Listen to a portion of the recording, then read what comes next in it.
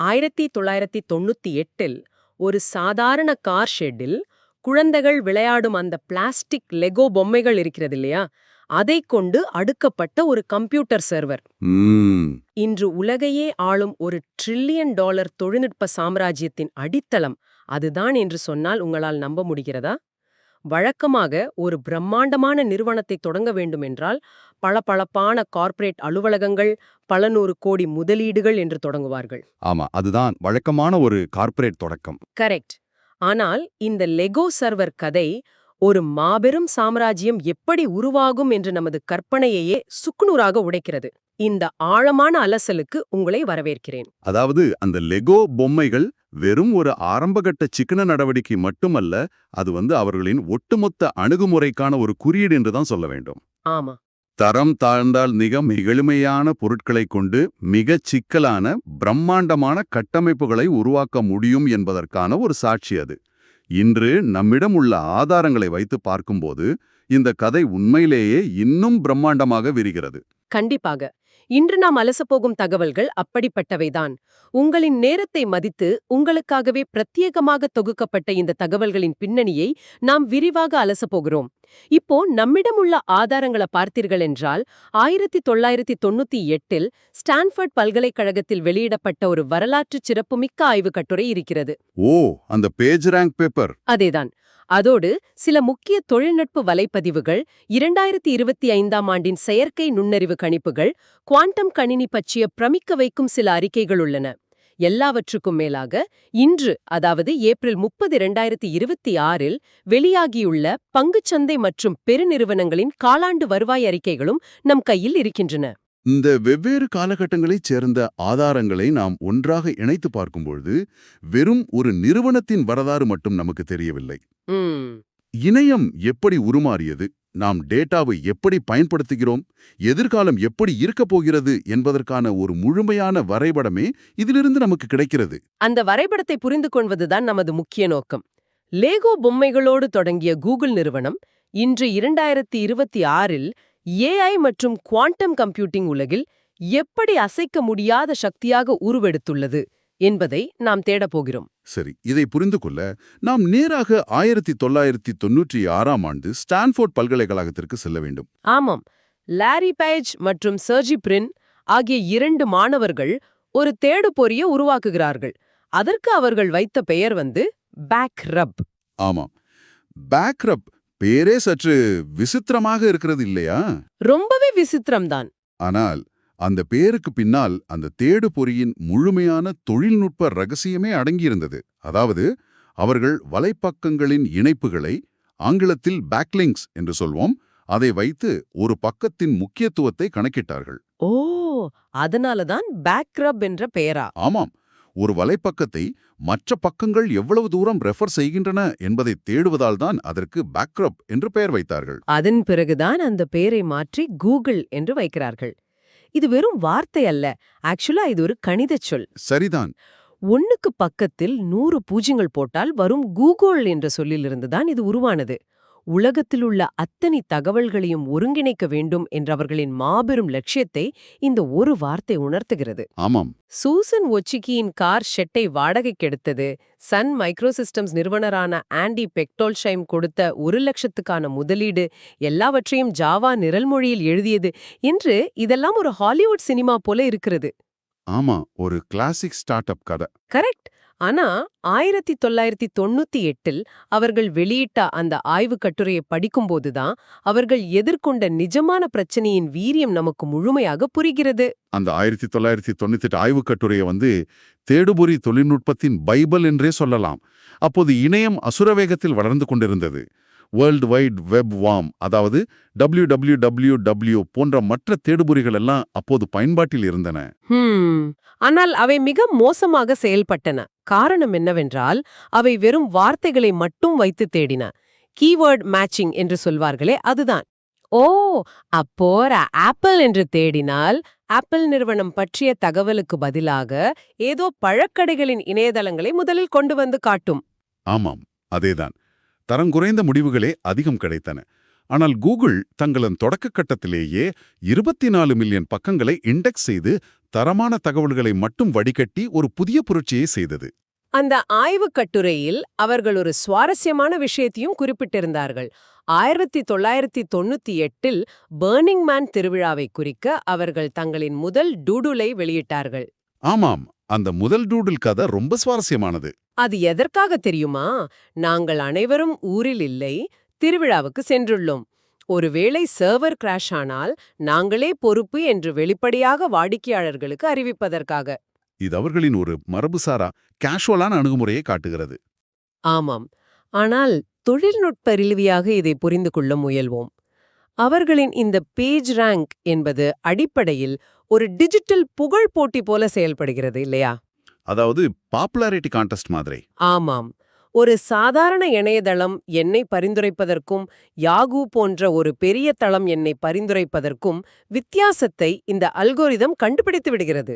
அதுதான் இதன் வெற்றிக்கு ஆணிவேர். ஒருவரின் மதிப்பை அவரை யார் சுட்டிக்காட்டுகிறார்கள் என்பதை வைத்து அளவிடுவது.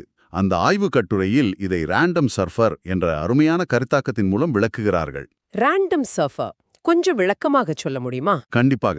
அதாவது இணையத்தில் உலாவும் ஒரு பயனர் எந்த ஒரு குறிப்பிட்ட நோக்கமும் இல்லாமல் தொடர்ந்து லிங்குகளை கிளிக் செய்து கொண்டே இருக்கிறார் என்று கற்பனை செய்து கொள்ளுங்கள். அவர் இப்படியே முடிவில்லாமல் போய்க் கொண்டிருக்க மாட்டார் இல்லையா? ஆமாம், ஏதோ ஒரு கட்டத்தில் அவருக்கு சலிப்பு வந்துவிடும். கரெக்ட். ஒரு கட்டத்தில் அவருக்கு சலிப்பு ஏற்பட்டு வெளியேறி விடுவார். இந்த சலிப்படைந்து வெளியேறும் சாத்தியக்கூறை தான் அவர்கள் டேம்பிங் ஃபேக்டர் என்று அழைத்தார்கள். ஓ, அந்த டேம்பிங் ஃபேக்டரின் மதிப்பை அவர்கள் 0.85 என்று நிர்ணயித்தார்கள். இது ஏதோ இயற்பியல் அல்லது உளவியல் தத்துவம் போல் இருக்கிறது கேட்கவே. உண்மையிலேயே இது மனித உளவியலை கணிதமாக மாற்றிய விதம் என்றுதான் சொல்ல வேண்டும். ஒரு பயனர் சலிப்படைவதற்கு முன்பு ஒரு குறிப்பிட்ட பக்கத்திற்கு வந்து சேருவதற்கான நிகழ்தகவு, அதாவது ப்ராபபிலிட்டி என்ன என்பதை கணிப்பதன் மூலம் எந்த பக்கம் அதிக மதிப்புமிக்கது என்பதை கூகுள் மிக துல்லியமாக வடிகட்டியது. எத்தனை வார்த்தைகள் இருக்கின்றன என்பதை எண்ணுவதை தாண்டி அந்த பக்கத்தின் உண்மையான அதிகாரத்தை, அதாவது அத்தாரிட்டியை அவர்கள் கணித ரீதியாக நிரூபித்தார்கள். சரி, இணையத்தில் தகவல்களை தேடுவதில் ஒரு மாபெரும் புரட்சியை செய்துவிட்டார்கள். டெஸ்க்டாப் கம்ப்யூட்டர்களில் இணையத்தை ஆண்டாகிவிட்டது. ஆனால் மக்கள் எப்போதும் கம்ப்யூட்டர் முன்பே உட்கார்ந்திருக்க மாட்டார்களே. ஆமா, அது ஒரு பெரிய சவால் தான். அவர்கள் வீட்டை விட்டு வெளியே வரும்போதும் தங்களின் சேவைகளை பயன்படுத்த வேண்டும் என்பதை கூகுள் உணர்ந்தது. அந்த தேவைதான் அவர்களை அடுத்த மாபெரும் பாய்ச்சலுக்கு நகர்த்தியது.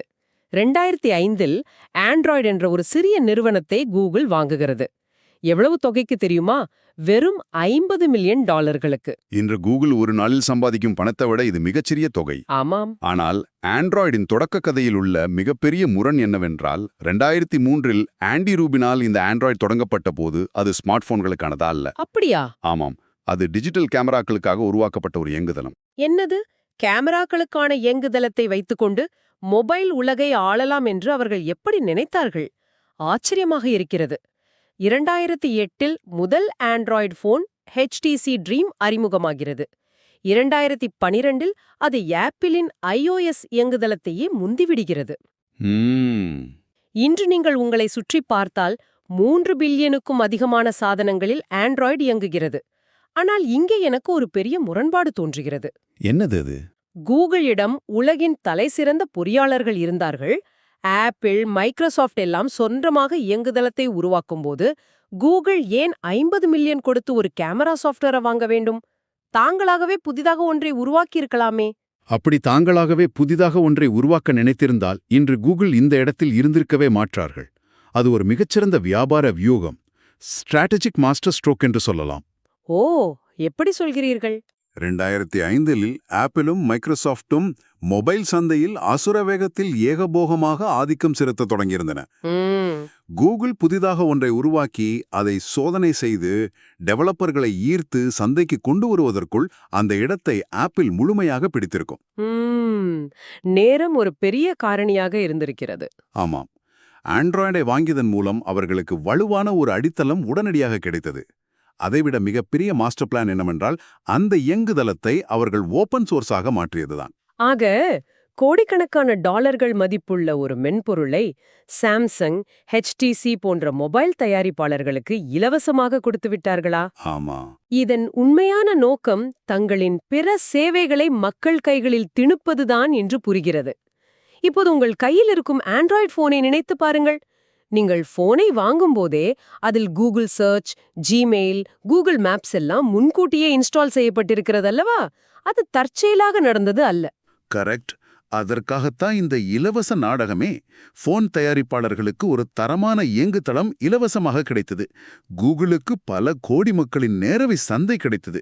கூகுளின் சேவைகள் டிஃபால்ட்டாக அமைந்ததால் அங்கிருந்து கிடைக்கும் அத்தனை டேட்டாவும் விளம்பர வருவாயும் நேரடியாக கூகுளின் கஜானாவை நிரப்பின. மாபெரும் பிசினஸ் மூவ் இது. ஆமாம். ஆனால் இந்த வியூகத்தில் ஒரு இருண்ட பக்கமும் இருந்தது. ஓப்பன் சோர்ஸ் என்பதால் பலவிதமான நிறுவனங்கள் தங்கள் போன்களுக்கேற்ப ஆண்ட்ராய்டை இஷ்டப்படி மாற்றியமைத்தன. இதனால் செக்யூரிட்டி அப்டேட்ஸ் வழங்குவதில் மிகப்பெரிய சிக்கல் உருவானது. ஓ, ஃப்ராக்மெண்டேஷன் என்று சொல்வார்களே அதுவா? அதேதான். அதேபோல யார் வேண்டுமானாலும் செயலிகளை உருவாக்கி வெளியிடலாம் என்பதால் பாதுகாப்பு அபாயங்களும் மற்ற தளங்களை விட இதில் அதிகமாகவே இருந்தன என்பதை நாம் மறுக்க முடியாது. இது எதிர்பார்க்கக்கூடிய ஒரு பின்விளைவுதான். 3 பில்லியன் வாடிக்கையாளர்கள், தினசரி பல 100 கோடி தேடல்கள், யூடியூப் வீடியோக்கள், ஜிமெயில்கள் என ஆண்ட்ராய்டும் கூகுள் கிளவுடும் விரிவடைந்த போது கூகுளுக்குள்ளேயே ஒரு பூகம்பம் வெடித்தது. ஆமா, அந்த ஸ்கேலிங் பிரச்சனை. அவர்கள் அதுவரை பயன்படுத்திக் கொண்டிருந்த பழைய தொழில்நுட்பங்கள் இந்த அளப்பரிய டேட்டாவை கையாள போதவில்லை. சர்வர்கள் திணறப் தொடங்கின. இந்த நெருக்கடிதான் அவர்களை வெறும் தேடுபொறி நிறுவனம் என்ற நிலையிலிருந்து உலகளாவிய தொழில்நுட்ப கட்டமைப்பு நிறுவனமாக மாற்றியது. அளவிட முடியாத அளவுக்கு டேட்டா வரும்போது சாதாரண நிரல் மொழிகளை வைத்துக்கொண்டு சமாளிக்கவே முடியாது. அதற்காகவே கூகுளின் பொறியாளர்கள் கோ, அதாவது கோலாங் என்ற புதிய மொழியை உருவாக்கினார்கள். ஒரே நேரத்தில் நடக்கும் மில்லியன் கணக்கான சர்வர் கோரிக்கைகளை எந்தவித தாமதமின்றி கையாளுவதற்காகவே இது பிரத்யேகமாக வடிவமைக்கப்பட்டது. அதேபோல ஆப்பிளுக்கு ஒரு செயலி, ஆண்ட்ராய்டுக்கு ஒரு செயலி என்று தனித்தனியாக எழுதுவதற்கு பதிலாக டார்ட் என்ற மொழிக்கையும் ஃப்ளட்டர் என்ற ஃப்ரேம்வொர்க்கையும் உருவாக்கினார்கள். ஃப்ளட்டர் பற்றி நான் நிறைய கேள்விப்பட்டிருக்கிறேன். ஆமாம். இதன் மூலம் ஒருமுறை கோடு எழுதினால் அது அனைத்து தளங்களிலும் இயங்கும். இது நிறுவனங்களின் பல கோடி டெவலப்பர் செலவுகளை மிச்சப்படுத்தியது. இவ்வளவு கட்டமைப்புகளை உருவாக்கிய பிறகு அவர்கள் வெறுமனே மென்பொருளோடு நிற்கவில்லை. கூகுள் எக்ஸ் என்ற ஒரு தனி பிரிவை தொடங்கி தன்னாட்சி வாகனங்கள், ட்ரோன்கள் என எதிர்கால பரிசோதனைகளில் இறங்கினார்கள். ஆமாம். கூகுள் கிளாஸ் போன்ற சில திட்டங்கள் பெரிய தோல்வியை தழுவினாலும் அதிலிருந்து கிடைத்த பாடங்களை வைத்து அடுத்தடுத்த கண்டுபிடிப்புகளுக்கு சென்றார்கள். 2015 ஆல்பபெட் என பெயர் மாற்றி ஒரு மாபெரும் குடையின் கீழ் அனைத்தையும் கொண்டு வந்தார்கள். இது ஒரு மிகப்பெரிய நிர்வாக மாற்றம். கரெக்ட். ஆனால் இந்த ஆதாரங்களில் என்னை மிகவும் பிரமிக்க வைத்தது தெரியுமா? 2025ஆம் ஆண்டின் குவாண்டம் கம்ப்யூட்டிங் சாதனைதான். குவாண்டம் கம்ப்யூட்டிங் என்பது நாம் இதுவரை பயன்படுத்திய கிளாசிக்கல் கம்ப்யூட்டர்களிலிருந்து முற்றிலும் மாறுபட்ட ஒரு உலகம். சாதாரண கம்ப்யூட்டர்கள் டேட்டாவை 0 மற்றும் 1 என்ற அடிப்படையில் சிந்திக்கும். ஆனால் குவாண்டம் கம்ப்யூட்டர்கள் இரண்டாகவும் ஒரே நேரத்தில் இருக்கும். ஆமாம், சூப்பர் பொசிஷன் என்று சொல்வார்கள். கரெக்ட். இதை கியூபிட்ஸ் என்று சொல்வார்கள். இந்த நிலைப்பாட்டை வைத்து கணக்கீடுகளை செய்யும்போது பலாயிரம் ஆண்டுகள் ஆகும் ஒரு கணக்கீட்டை சில வினாடிகளில் முடித்துவிட முடியும். நம்மிடம் உள்ள தரவுகளின்படி கூகுள் வில்லோ என்ற 105 கியூபிட் குவாண்டம் சிப்பை உருவாக்கியிருக்கிறது. அது குவாண்டம் எக்கோஸ் அல்கோரிதமை பயன்படுத்தி வெறும் 10 வினாடிகளில் 1 ட்ரில்லியன் அளவீடுகளை செய்து சரிபார்த்துள்ளது. இது ஒரு மிகப்பெரிய மைல்கல். இதை வெரிஃபயபிள் குவாண்டம் அட்வான்டேஜ் என்று குறிப்பிடுகிறார்கள். இதை ஒரு சாதாரண மனிதன் எப்படி புரிந்து கொள்வது? எனக்கு தோன்றுவது என்னவென்றால், ஒரு பாலில் கலந்த காஃபியை மீண்டும் தனித்தனியாக பிரித்து எடுப்பது போலவோ அல்லது ஒரு கேக்கை மீண்டும் மாவாகவும் முட்டையாகவும் மாற்றுவது போலவோ டேட்டாவை பின்னோக்கி செலுத்துவது அசாத்தியமான ஒன்று. இதை கூகுள் எப்படி சாதித்தது? காஃபியை மீண்டும் பாலாக மாற்றுவது என்ற உங்கள் ஒப்புமை மிக துல்லியமானது. இயற்பியல் விதிகளின்படி ஒரு செயல் நடந்த பின் சுற்றியுள்ள நாய்ஸால் அது சிதைந்து போகும். கிளாசிக்கல் கம்ப்யூட்டர்களில் டேட்டாவை அப்படியே பின்னோட்டி ஓடவிட்டால் அது முழுமையாக அழிந்துவிடும். குவாண்டம் கியூபிட்கள் இன்னும் சென்சிட்டிவானவை. சிறு வெப்பம் அல்லது மின்காந்த அலைப்பட்டால் கூட அதன் தன்மை முற்றிலுமாக சிதைந்துவிடும். ஓ, அப்படியா? ஆமாம். ஆனால் கூகுளின் இந்த வில்லோ சிப் சிங்கிள் கியூபிட் கேட்டுகளில் 99.97% துல்லியத்தை அடைந்துள்ளது. அதாவது அந்த டேட்டா எந்தவித சிதறலும் இல்லாமல் பாதுகாக்கப்பட்டு அந்த எக்கோ அல்லது எதிரொலி அல்காரிதம் மூலம் பிழையின்றி சரிபார்க்கப்பட்டுள்ளது என்கிறீர்கள்? ஆமாம். தகவல்கள் சிதறாமல் பிழையற்ற அதாவது ஃபால்ட் டாலரண்ட் குவாண்டம் கணினியை நோக்கிய மிகப்பெரிய மைல்கல் இது. பல பத்தாண்டுகளாக வெறும் கோட்பாடாக இருந்த ஒன்றை கூகுள் தங்கள் ஹார்ட்வேர் முதலீட்டின் மூலம் நிஜமாவே சாதித்து காட்டியிருக்கிறது. இது எதிர்காலத்தில் மருந்து கண்டுபிடிப்புகள், வானிலை அறிக்கை, புதிய மூலக்கூறுகள் உருவாக்கம் என அனைத்தையும் புரட்டி போடப் போகிறது இல்லையா? கண்டிப்பாக. இப்போது ஒரு மிகப்பெரிய கேள்வி நம் முன் இருக்கிறது. 1998இல் தேடுபொறி, 2005இல் ஆண்ட்ராய்டு, அதன் பிறகு புதிய நிரல் மொழிகள், கிளவுட் கட்டமைப்புகள், இன்று குவாண்டம் சிப்கள். இத்தனை பில்லியன் டாலர்களை கூகுள் எதற்காக கொட்டி அழுத்தது? இந்த பிரம்மாண்டமான அடித்தளத்தின் நிஜமான பலன் எங்கே வெளிப்படுகிறது? இதுதான் முக்கியமான கேள்வி. இதற்கான நேரடி பதிலைத்தான் நாம் இன்றைய, அதாவது ஏப்ரல் 30, 2026 பெருநிறுவனங்களின் காலாண்டு வருவாய் அறிக்கைகளில் பார்க்கப் போகிறோம். ஆமாம், நேற்றைய பங்குச்சந்தை நிலவரம் தொழில்நுட்ப உலகையே உலுக்கியிருக்கிறது என்றுதான் சொல்ல வேண்டும். உலகமே ஏஐ போரில் மும்முரமாக இருக்கிறது. கரெக்ட். ஒரு பக்கம் பார்த்தீர்கள் என்றால் மெட்டா, மைக்ரோசாஃப்ட், அமேசான் ஆகிய நிறுவனங்களின் பங்குகளின் விலை சரிந்துள்ளது. ஆனால் கூகுளின் பங்கு மட்டும் ஆஃப்டர் அவர்ஸ் வர்த்தகத்தில் 7% உயர்ந்துள்ளது. கூகுளின் கிளவுட் வருவாய் 63% உயர்ந்து $20 பில்லியன் எட்டியுள்ளது. ஆமாம், அதைவிட என்னை வியப்பில் ஆழ்த்திய ஒரு தரவு என்னவென்றால் அவர்களின் ஆர்டர் பேக்லாக், அதாவது வாடிக்கையாளர்கள் முன்கூட்டியே பதிவு செய்து இனி வரவிருக்கும் உறுதியான ஆர்டர்களின் மதிப்பு $460 பில்லியன் அதிகரித்துள்ளது. இது நம்பவே முடியாத ஒரு வளர்ச்சி. 2025இல் கணிக்கப்பட்ட மல்டி மாடல் ஏஐ ஏஜென்ட்கள் எல்லாம் இன்று நிஜமாகி கூகுளுக்கு வருவாயை கொட்டிக் கொண்டிருக்கின்றன. இங்கே ஒரு மாபெரும் முரண்பாட்டை நாம் கவனிக்க வேண்டும். சொல்லுங்கள். மெட்டா நிறுவனம் ஏஐக்காக $125 முதல் $145 பில்லியன் வரை பெருமளவில் செலவிடப் போவதாக அறிவித்தபோது பங்குச்சந்தை அவர்களை தண்டித்தது. பங்குகள் 7% சரிந்தன. ஆமாம். ஆனால் கூகுள் அதைவிட அதிகமாக 180 முதல் $190 பில்லியன் தனது முதலீட்டை உயர்த்திய போது சந்தை அதை கொண்டாடுகிறது. இரண்டுமே ஏஐ முதலீடுதான். ஆனால் ஏன் இந்த இரட்டை நிலைப்பாடு? இந்த முரண்பாட்டுக்கு பின்னால்தான் இன்றைய பொருளாதார உலகின் மிக முக்கியமான அளவுகோல் ஒளிந்திருக்கிறது. அதை முதலீட்டுக்கான வருவாய் அல்லது ROI ஸ்டாண்டர்ட் என்று சொல்வார்கள். இதை இப்படி புரிந்து கொள்ளலாம். மெட்டா நிறுவனம் பல கோடிகள் செலவு செய்து ஒரு பிரம்மாண்டமான தொழிற்சாலையை கட்டுகிறது, இயந்திரங்களை வாங்குகிறது. ஆனால் அங்கே என்ன பொருளை தயாரிக்கப் போகிறார்கள், அதை யார் வாங்குவார்கள் என்று யாருக்கும் தெரியாது. அதாவது மெட்டா நிறைய செலவு செய்கிறது, ஆனால் அவர்களின் ஓப்பன் சோர்ஸ் லாமா மாடல் மூலமாகவோ அல்லது புதிய ஏஐ ஏஜென்ட்கள் மூலமாகவோ எப்படி பணம் சம்பாதிக்கப் போகிறார்கள் என்ற தெளிவான பாதை அவர்களிடம் இல்லை. அதோடு அவர்களின் தினசரி பயனாளர் எண்ணிக்கை 20 மில்லியன் குறைந்துள்ளது. அதுதான் பெரிய பிரச்சனை. செலவு கூடுகிறது, ஆனால் அதற்கேற்ற நேரடி வருவாய் மாடல் இல்லை. இது முதலீட்டாளர்களை பயமுறுத்துகிறது. ஆனால் கூகுள் நிலைமை அப்படி இல்லை. ஆமாம். கூகுள் தன்னிடம் ஏற்கனவே வரிசையில் நிற்கும் பல லட்சம் வாடிக்கையாளர்களுக்காக புதிய இயந்திரங்களை வாங்குகிறது. கூகுளிடம் $460 பில்லியன் கிளவுட் மற்றும் டிபியு, அதாவது டென்சர் ப்ராசஸிங் யூனிட் ஆர்டர்கள் காத்திருக்கின்றன. ஏஐ மாடல்களை இயக்க மற்ற நிறுவனங்களுக்கு கூகுளின் கிளவுட் தேவைப்படுகிறது. கூகுளின் முதலீடு நேரடியாக வருவாயாக மாறுவதை முதலீட்டாளர்கள் கண்கூடாக பார்க்கிறார்கள். அதனால்தான் அசூர் 40% வளர்ந்தாலும், AWS 28% வளர்ந்தாலும் கூகுள் கிளவுடின் 63% வளர்ச்சி அவர்களை முற்றிலுமாக முந்திவிட்டது. இது கற்பனையான டிமாண்ட் அல்ல, நிஜமான டிமாண்ட். இதைவிட தெளிவாக புரிந்து கொள்ள முடியாது. 1998இல் லெகோ பொம்மைகளால் அடுக்கப்பட்ட சர்வர்களோடு ஒரு சாதாரண கார் ஷெட்டில் தகவல் தேடும் நிறுவனமாக தொடங்கிய கூகுள் இன்று எங்கே வந்து நிற்கிறது பாருங்கள். ஆமாம், ஒரு மிகப்பெரிய பயணம் இது. இணையத்தின் இணைப்புகை அளவிடுவதில் தொடங்கி ஆண்ட்ராய்டு மூலமாக மொபைல் உலகை கைப்பற்றி மென்பொருள் கட்டமைப்புகளை தாண்டி இன்று குவாண்டம் சிப்ஸ் மற்றும் கிளவுட் சேவைகள் மூலம் 2026இன் செயற்கை நுண்ணறிவு உலகையே அவர்கள் ஆளத் தொடங்கிவிட்டார்கள். இந்த முழுமையான பரிணாம வளர்ச்சியிலிருந்து நாம் கற்றுக்கொள்ள வேண்டிய மிக முக்கியமான பாடம் ஒன்று இருக்கிறது. என்னது? நீங்கள் உங்களை சுற்றி நடக்கும் புதிய தொழில்நுட்ப மாற்றங்களை, அது கிரிப்டோவாக இருக்கலாம் அல்லது ஏஐயாக இருக்கலாம், அதை கவனிக்கும்போது விற்று ஆரவாரங்களை, அதாவது ஹைப்பை நம்பாதீர்கள். $1 பில்லியன் செலவு செய்வதெல்லாம் பெரிய விஷயம் அல்ல.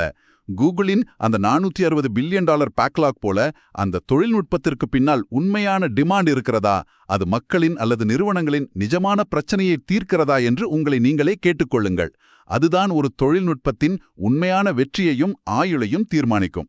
ஆரவாரங்களை நம்பாமல் உண்மையான மதிப்பை தேடுங்கள் என்பது காலத்திற்கும் பொருந்தக்கூடிய ஒரு அருமையான பாடம். சரி, இந்த விரிவான அலசலை முடிப்பதற்கு முன் உங்களின் சிந்தனைக்காக ஒரு கேள்வியை விட்டுச் செல்ல விரும்புகிறேன். இதை சற்று கற்பனை செய்து பாருங்கள். ஒரு புறம் மல்டிமாடல் ஏஐ ஏஜென்ட்கள் உங்களின் குரல், முகபாவனைகள், உங்களின் அடுத்த கட்ட தேவைகள் என அனைத்தையும் துல்லியமாக புரிந்து கொள்கின்றன. மறுபுறம் குவாண்டம் கம்ப்யூட்டர்கள் ஒளியின் வேகத்தில் பிழையின்றி அந்த டேட்டாவை சிந்தித்து செயல்படுத்துகின்றன. ஆமாம். இந்த இரண்டும் இணையும் போது இன்னும் 10 ஆண்டுகளில் இணையத்தில் தகவல்களை தேடுவது என்ற ஒரு தேவையே நமக்கு இருக்குமா? அல்லது நாம் ஒரு கேள்வியை கேட்பதற்கு முன்பே நமக்காக எல்லாவற்றையும் சிந்தித்து நமக்கான விடையை அல்லது செயலை முன்னமே முடித்து வைக்கும் ஒரு உலகத்தில் நாம் இருப்போமா? மிகப்பெரிய கேள்வி இது. லெகோ பொம்மைகளில் தொடங்கிய இந்த சாம்ராஜ்யம் மனிதன் தகவல்களை தேடும் முறையே மட்டுமல்ல, மனிதன் சுயமாகச் சிந்திக்கும் திறனையே மாற்றி எழுதுமா? இதைப் பற்றி சிந்தித்துப் பாருங்கள். மீண்டும் ஒரு சுவாரஸ்யமான தேடலோடு உங்களை சந்திக்கிறோம். அதுவரை சிந்தித்துக் கொண்டே இருங்கள். மேலும் சுவாரஸ்யமான தகவல்களுக்கு லைக், சப்ஸ்கிரைப் மற்றும் கமெண்ட் செய்யுங்கள். இது மேலும் தகவல்களை பதிவேற்ற எங்களை உற்சாகப்படுத்தும். நன்றி, வணக்கம்.